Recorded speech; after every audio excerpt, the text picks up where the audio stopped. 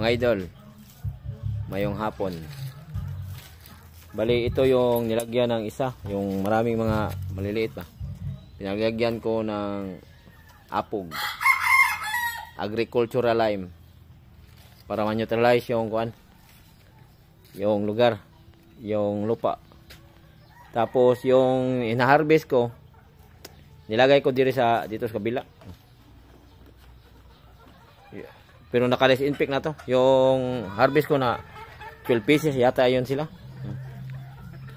Nandiyan na sila. Dito is pinarelax ko po muna. Naubos ang carabao grass. Hindi kasi makuha ng araw. Pinatrim ko yung babaw. Para makunan ng kunti.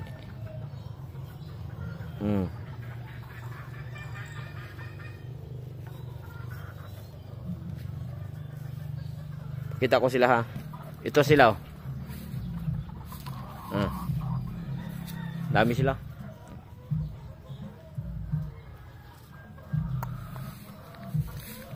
Marami din to.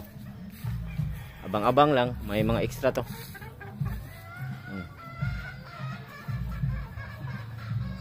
Medyo bata pa. Diba no? Okay.